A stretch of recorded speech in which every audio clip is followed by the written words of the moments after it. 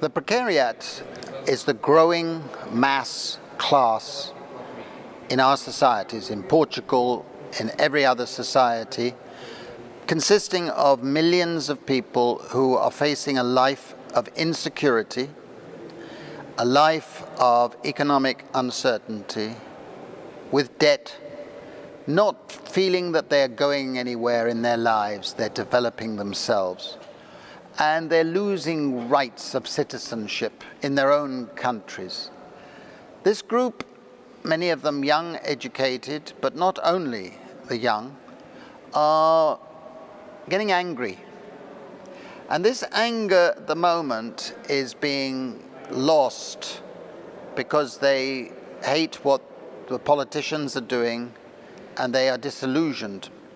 But the precariat is also looking for a new politics of paradise, I call it. And I think that we're seeing in Portugal, in Spain, in a number of other countries, the precariat beginning to emerge as a progressive force.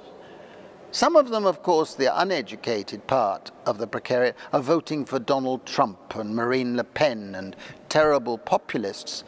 But more and more of the educated part of the precariat are looking for a new form of politics. And basic income is seen as part of that new politics. And I'm very excited about that. I think the precariat want to recreate a sense of the future. A sense that we in society are building something that's better, something that's ecologically sustainable, something that respects the values of feminism, the values of the commons that I was talking about in my speech this morning, a sense in which we want to rescue life as a pleasurable experience where we develop ourselves. I'm an economist, but if I may use philosophical language, it's the pursuit of ontological security.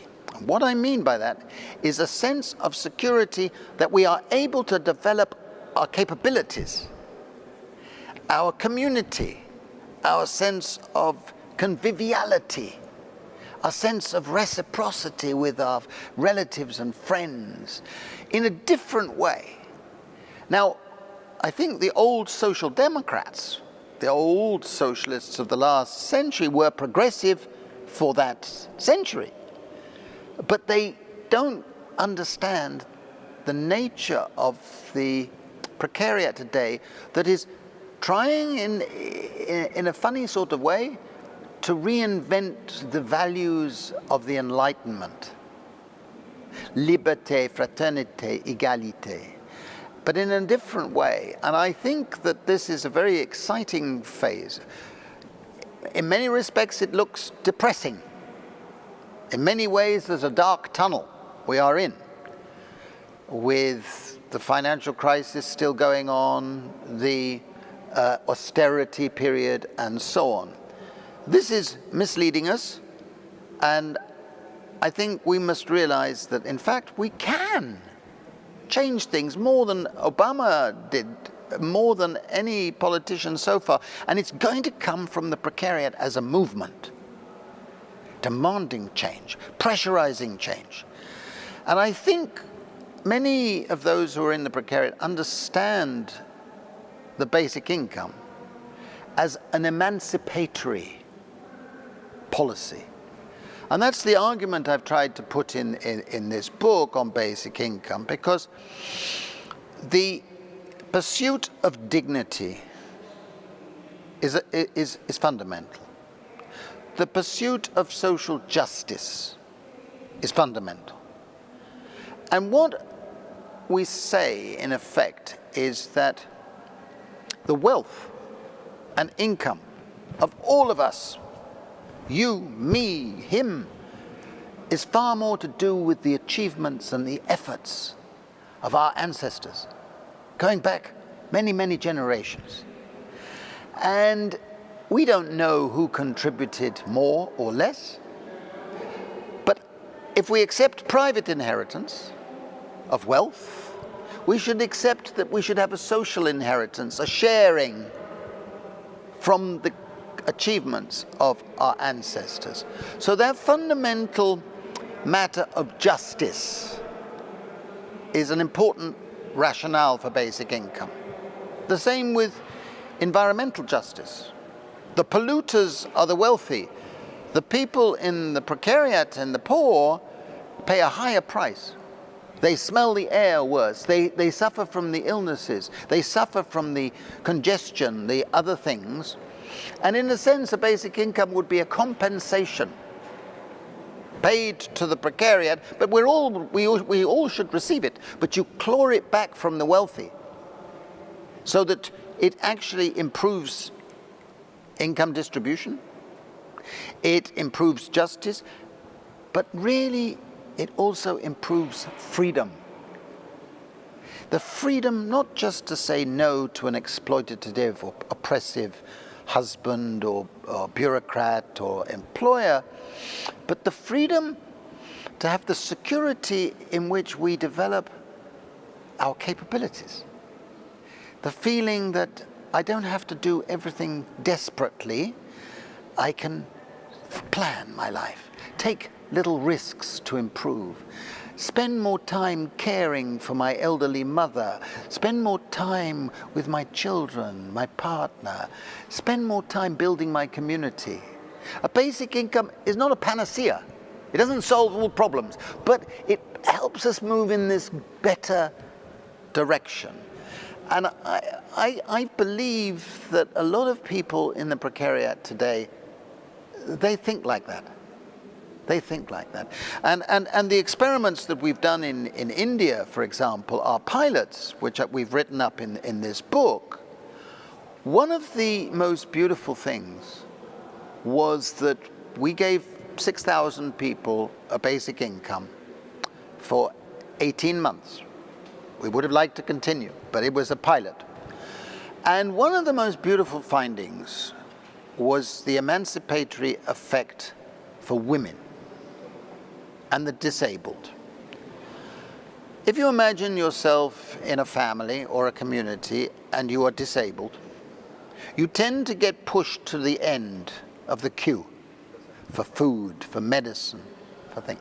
But if you have your own basic income, you can be a person in your own right, in your community, and you'll be getting your part. And it was the same with women. And I'll give you a little story. We went to one village in India when we started the basic income pilot. And we had difficulty because we needed to have them have a card with their photograph to enable us to know how to pay the basic income each month. And all the young women in this village wore veils. So we couldn't take their picture. So they had to go into a hut with women only to have their picture taken, which made a problem. But about 8 months later, I went back to that village. And I said to a friend of mine, an Indian friend who was working with me on this project, I said, do you notice a change in this village?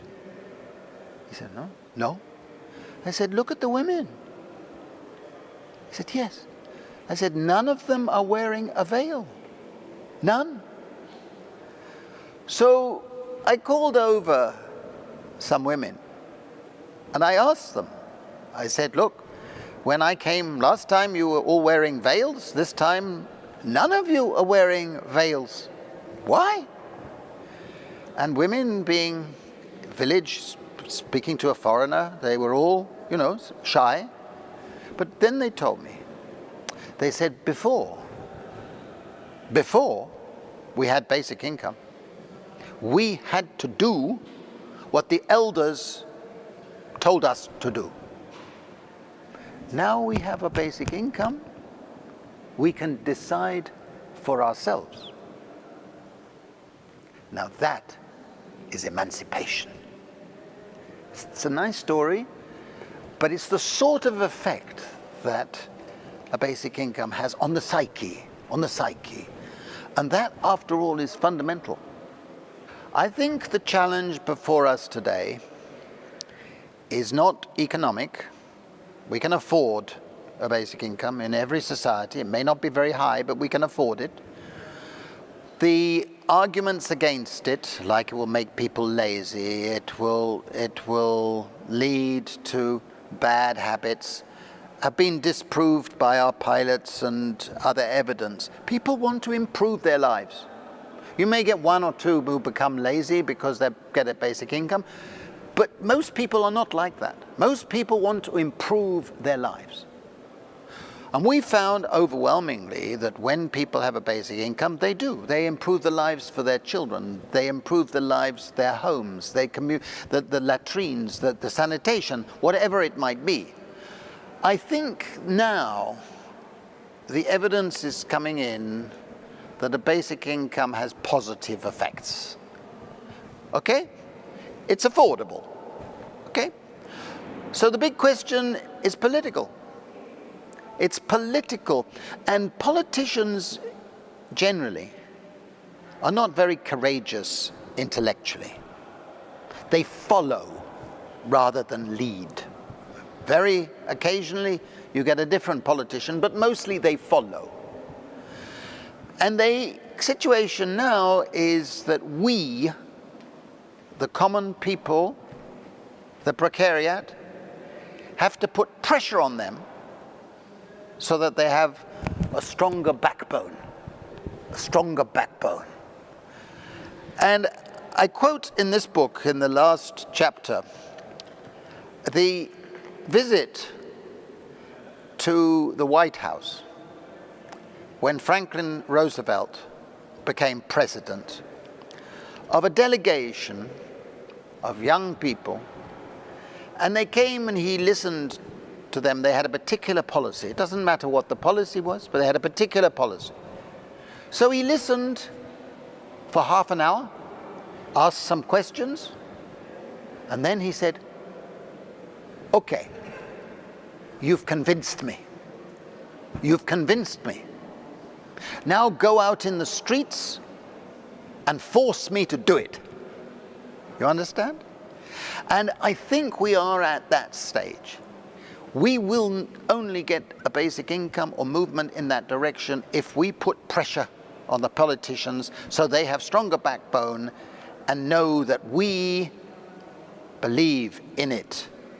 And I think we are at that stage. It is very exciting, but it's up to us. The biggest difficulty is political. The biggest difficulty is political. In a sense, we are in an interregnum in political terms. The old left are almost dead men walking. You know this expression, dead men walking. The new Enlightenment thinking is just crystallizing. New thinking takes time. It's like a new wine that must be matured. And we're in that period where, as Gramsci said, you know, the old is dying and the new is yet to be born. But I think we are actually in the early phase of this new politics, and there's nothing to stop us if we want it. And you see the enthusiasm at this Congress. I'm very pleased to see a lot of young people with a lot of energy. We would have a lot more if they could afford to be coming to a conference in this wonderful city of Lisbon. But I am really affected by the energy out there. It's great. And I think we are at the stage of forcing those changes. We are at the stage when we know what is wrong. We know the corruption that exists in our economic system. We know which interests are taking all the money. the financial system is essentially corrupted. The intellectual property rights system is extracting rental income. This was the subject of my previous book. So we know what's wrong. And once you know what's wrong, then you can start saying, okay, which are the groups in society that are going to lead to overthrow that? I'm not calling for revolution. That's a bad word for historical reasons. But I am calling for a sense of revolt. We must revolt. We must say no. We must say we want a better system, and we're prepared to say so and to act for it. I genuinely believe that new movements like Podemos in Spain, like your left group in Portugal, like the Alternativet in Denmark, like various groups in Poland, like some green left movements in the Netherlands, there are lots of new movements coming up which are opposed to that system. We must all be green in some way. We need a new green left politics.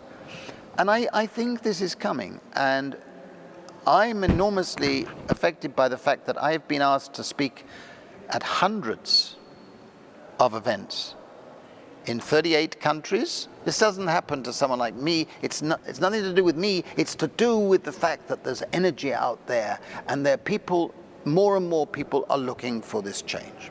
I mean, the UBI would not be a panacea. It must be seen as part of a progressive strategy. If I give you a basic income, and you are a vulnerable person living in the slums, and that's all I do, you would still be subject to landlords, you would still be subject to exploitation. Therefore, we need two things. We need you and me to have voice, to have the ability to act collectively in society in ways that the old trade unions don't understand. We need to be able to have what the sociologists call agency, the sense that we can act together. And that coupled with basic income would, I think, have transformative effects. That's why we called this a transformative policy, because it unleashes a sense of values, a greater sense of altruism, a greater sense of tolerance of strangers, a greater sense of reciprocity. And it also unleashes a sense of work that is not labor. Work that includes all forms of activity that we want to do, but we cannot do because we are financially insecure. And work has been distorted by the 20th century focus on labor. Labor is what you do for a boss in a job, reporting to a manager, okay? It's necessary, but don't idealize it. It's not what most of us want to do. But we also want to work on our enthusiasms. We want to work on our creativity. We want to work in caring for us, our families, our communities. So we want to do work, but we want to have a greater sense of control over our work, and to be working in a way that reflects our values and removes the stresses, the tensions. And the precariat understand that. Women understand this. The disabled understand that. Why can't everybody understand it? We must rescue work from labor.